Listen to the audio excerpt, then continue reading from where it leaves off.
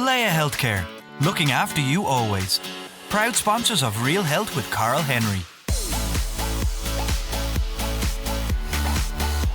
Hello and welcome to Real Health with me, Karl Henry, in association with Leia Healthcare. Folks, on this week's show, I have to admit, I'm pretty excited. It's one of my favourite ever episodes, and she is back to discuss all things health and weight loss and how to build a resilient plan that helps you to get back on track if you happen to fall off the wagon, like so many people have over the course of the last year and a half. Trisha Lewis, author of Trisha's Transformation, is back to discuss this with me. She's a brand new book, Trisha's 21-Day Reset, which aims to help readers get back on their weight loss journey without the need for constant deprivation and self-punishment. It's going to be absolutely fascinating. As ever, Trisha, welcome back to the show. How's it going? Oh my God, it's amazing. And it's actually amazing to be back on. I'm like, yay. It's about 2.5 years since we chatted originally, I think, isn't it? Yeah, it was my first ever podcast that I did. And it kind of was the gateway to so many different things. I remember just the excitement of even going up to Dublin. I still feel it. I'm like, yay. I remember you because I met you at a wedding, and I remember you coming into the studio and you were so nervous coming in because it was great. It was a very powerful episode and people really associate it with it. For those who haven't listened and don't follow you on Instagram, I know your Instagram is huge, nearly 200,000 now, which is incredible. Just remind us a little bit about yourself, and I suppose your why is the best way to put that, to tell our listeners who haven't listened to you before. Yeah, so my own name is Trisha Lewis and I'm from County Limerick. I'm a qualified chef, which changed. I'm 33 years of age, and I suppose my why is, there's two whys. One is to be happy and one is to be healthy. So at my worst, I tipped the scales at 27 stone. And at that stage, I didn't really have much not going for me. I was very successful in my career, but my private life was incredibly at rock bottom. I didn't want to be around anymore. I was barely around anymore. I was smoking heavily, no routine, and I just had no motivation to be the person I suppose I could have been.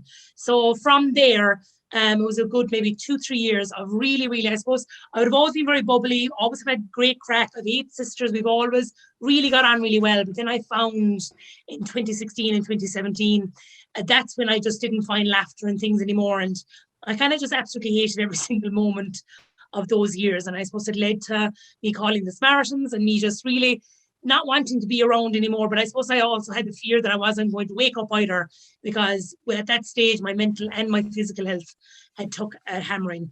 Now, thankfully, I'm still here and I'm flying through it. And I suppose I started a journey in 2018 and I thought I was going to be fixed in 9 months. I was like, that's it, I'm done. I'm like a newborn child. Let me out. And I've realized along the way that I suppose I will battle this for the rest of my life. So thankfully, I've got the crack back and a bit of laughter back, and I've realised that I can do this in my way. And my way is sometimes just smiling about it and just moving along with it. And that's where I am now. I'm back sitting with you, chatting away. And I suppose the main thing that I can say is I'm happy. And every day I'm happy. And yes, I need to lose more weight, but that'll be fine. I'll get there as long as I keep my head as right as I can while getting my body to catch up. That's a far deeper answer than I expected. I have to hand it to you. Because the last time we were chatting, and people, if people didn't hear it, it was all about the weight loss target, the weight loss journey. It was 100 pounds of weight loss is what you wanted to lose, and that was all encompassing. And there was an energy about you and a hyperness about you, if I can be honest with you, trying to lose that weight. And it was one of the concerns I had when we chatted was, what if it doesn't work out? What if it doesn't happen? And so on and so forth. And there's this is already a far more wholesome conversation, because weight loss is one thing. But I suppose for anyone listening in who wants to make a change in their life, whether it's weight loss or weight gain or fitness or whatever, there is a trigger point and a trigger moment for making that decision. And that is a really important thing. And for your own journey, there was a trigger moment, wasn't there? Yeah. So I think the biggest trigger moment for me would have been my sister was expecting a child, and it was her first child, and it was a Sunday, and something had happened. She had developed a bleed. She had suffered a bleed and an awful fright, and I had to bring her up to the city and got it all checked out. Thankfully, it was all fine. But that to me was my rock bottom, because I think I realized that life was really moving on without me, and that when this child was born, it wouldn't know me as the aunt that everybody else knew, or I wouldn't be around. And quite frankly, I didn't want to be around.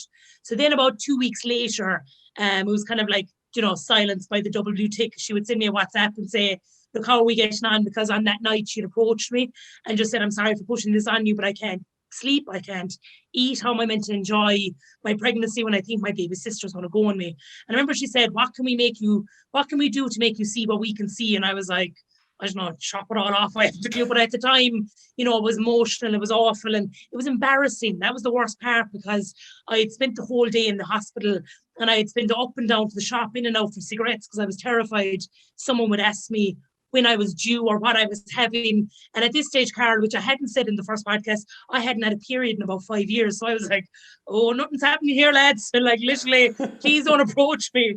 And I remember she kept texting me for like about 2 weeks. And then eventually she sent me a message on a Monday and said, look, it's the first Monday of February. Can you chance it? And the what I feel was the moment was when I texted back and I said, no. I said, forget about me, move on. I can't do this anymore. I'm sorry for what I've done to Mum and the rest of me. But I can fix this. And that was it. It was when I finally gave up, when I took the ownership. And within 2 hours, the start of my whole life started again.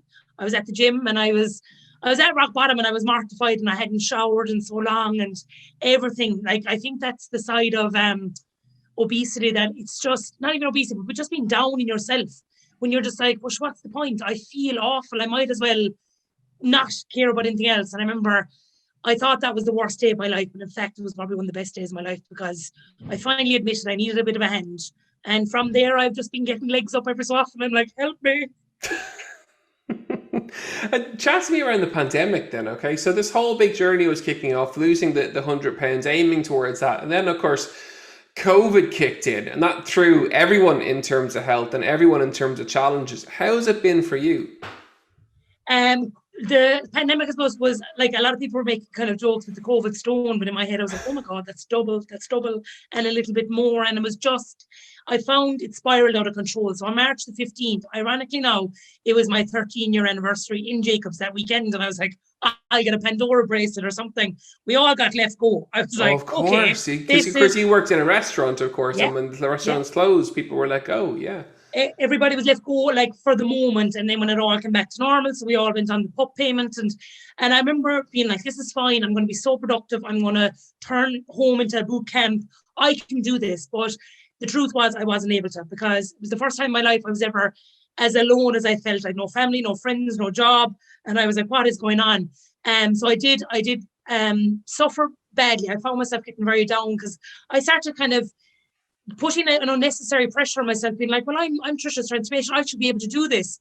And that's kind of silly, because nobody was giving me that pressure. But internally, I felt like the pandemic kind of awoke my inner demons. So, but from there, and what I figured out in all of it, like, I remember when I first met you, it was all about the weight gain, the weight loss, and the number.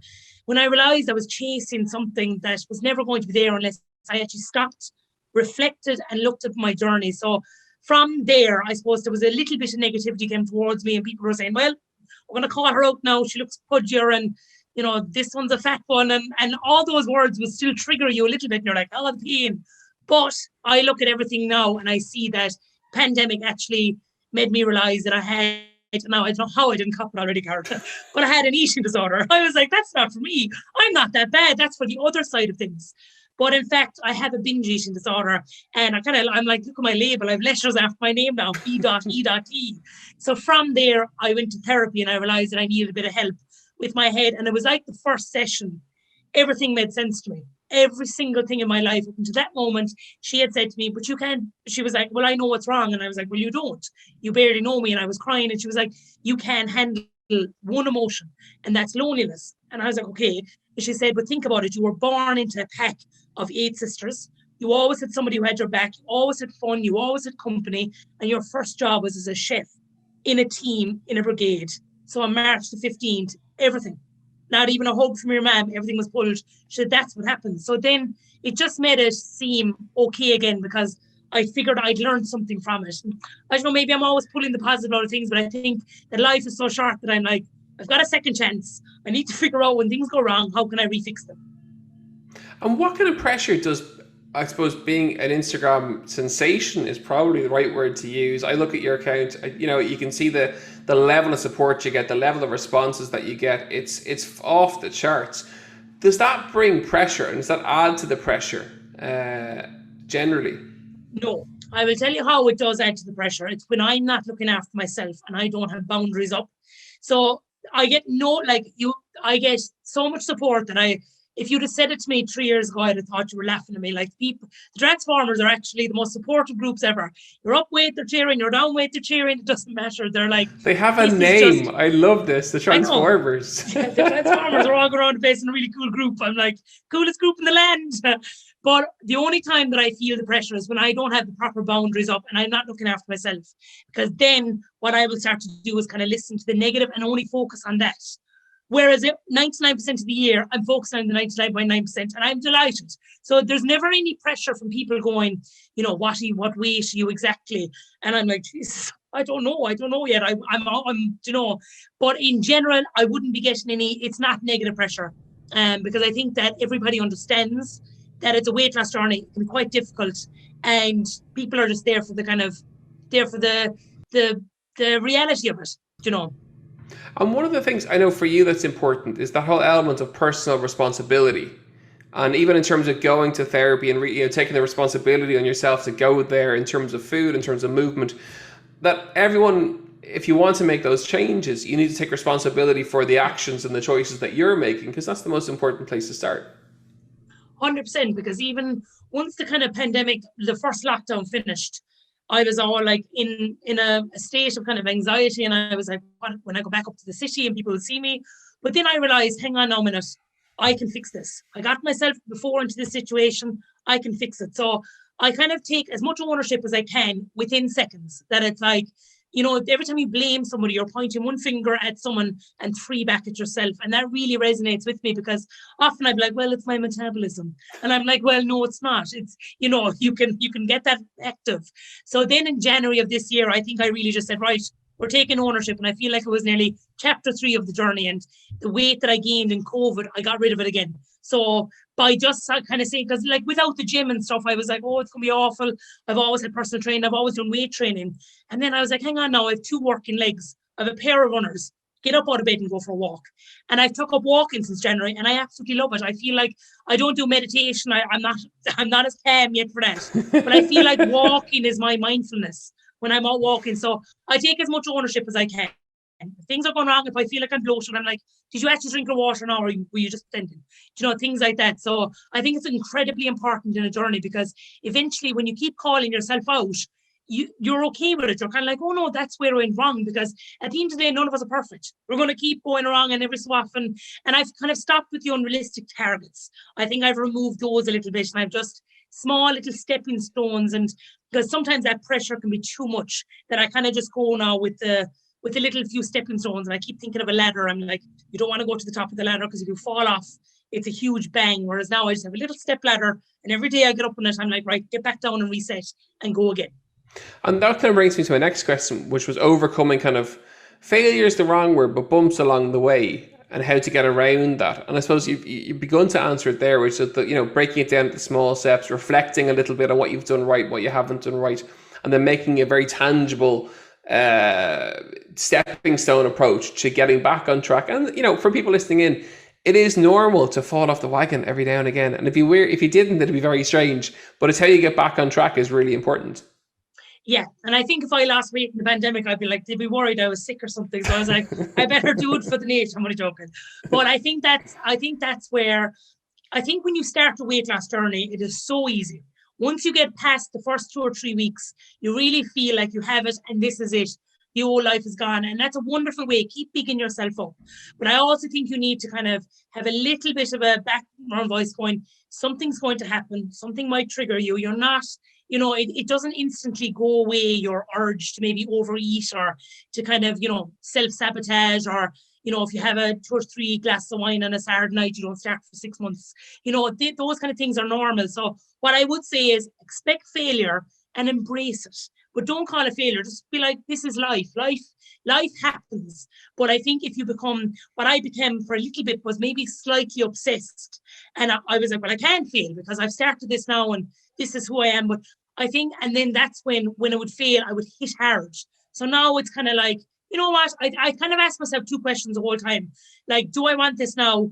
And am I going to enjoy it? Because if you're not going to enjoy it's not the glass of wine which is the problem. I think it's all about the emotions and your mindset, because a lot of time when you see, if you go off track, you're like, oh, look at the bad food she's eating. But at the end of the day, like, Supermax doesn't have an AK-47 and an apple doesn't have a halo. It's all about the emotions that we put with it, and the guilt and the shame, and I just think that people need to realize that everybody does it. Everybody overeats something and hides the wrapper. Everybody does it, but I think the more we accept it and realize it and go, next time maybe I mightn't get the 5 ice creams, I'll go for 2.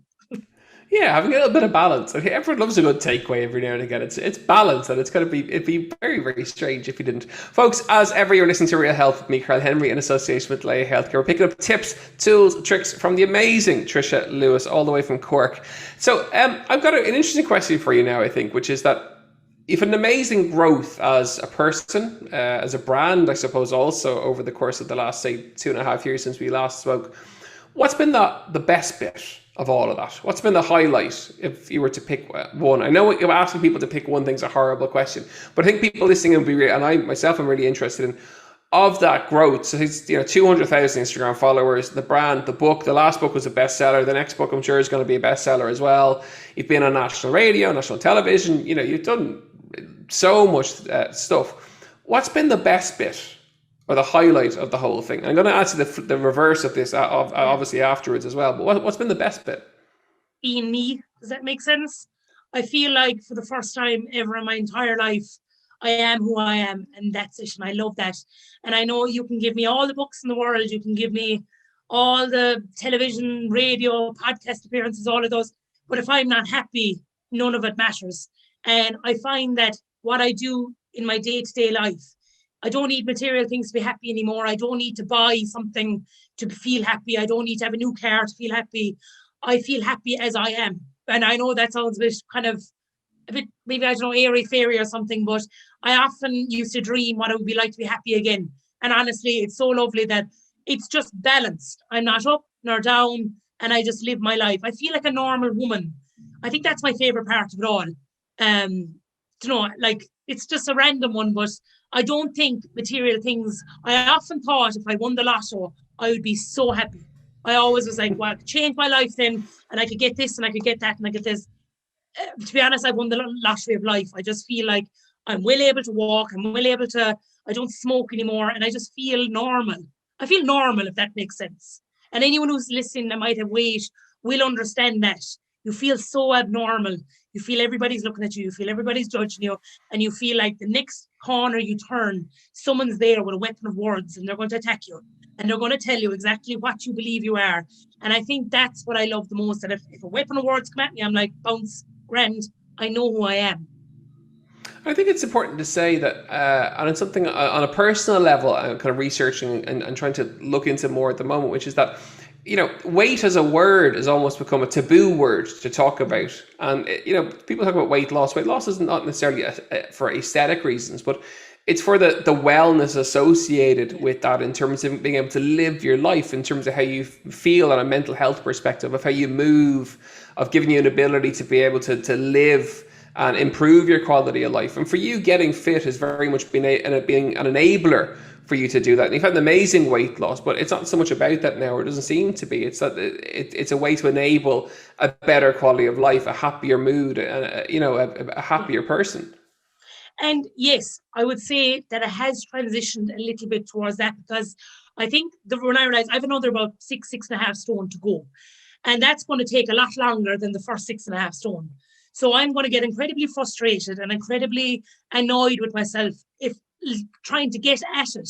Whereas along the way, I've realized that, yes, I've lost weight, but I've also gained happiness. So I'm kind of chasing both angles. I'm always conscious that for my heart, for my health, for everything, it needs to come down. But simple things like being able to tie my shoelaces, put on a bra, and move. And, if I have to run upstairs and get something now, I don't have to go upstairs because I've had an injury for the first time ever since last weekend. So we were going to get to that. Yeah. Oh, really? Oh, my God, it was awful. Tell us what happened. I slipped down a flight of stairs, and I swear to God, I'll build a bungalow when I'm building a house. It was single-handedly the most terrifying thing, because I wouldn't have great balance anyway. Like if I'm on the tube going down in London, I'm like, oh, I'm going to die. And there's a queue of people behind me going, would you just stick to the left? I'm like, well, I don't know, I'm all vertigo. So I was to put my first foot on the stairs, and I missed it from the top and injured my shoulder and sprained my thumb and got concussion. And I thought before concussion, oh, you'll be fine. It's a bit of a knock to the head. It was awful. And I feel like I had therapy as well this morning, because I was like, I need to get myself right, because I spent 7 days on bed rest.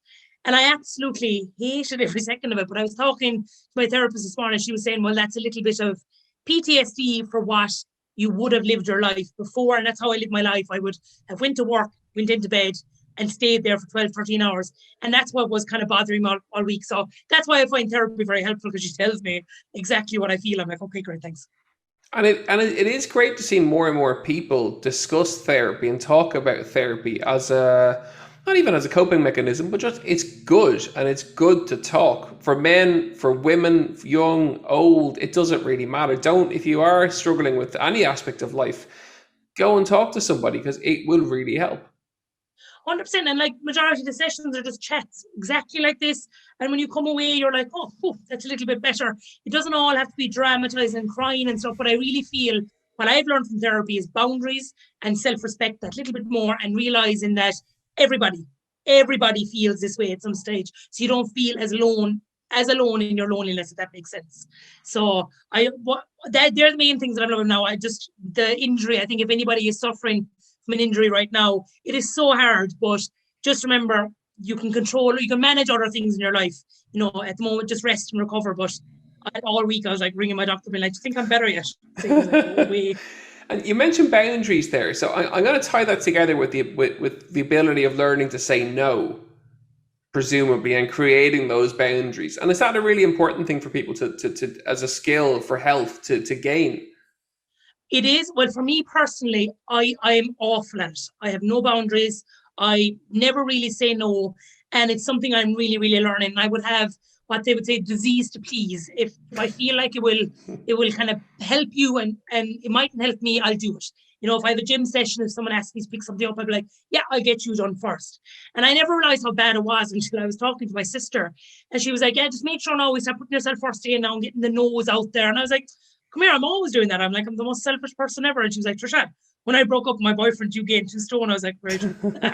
So I seem to take on everybody's problems, and I don't really have, I have them now. And I think they're the best things ever to implement. So if you feel that you don't have boundaries and you're that person that says yes the whole time, chance the no every so often, because it's actually so refreshing. You realize how much time you actually have. And when you say yes, it's because you want to, not because you think you should.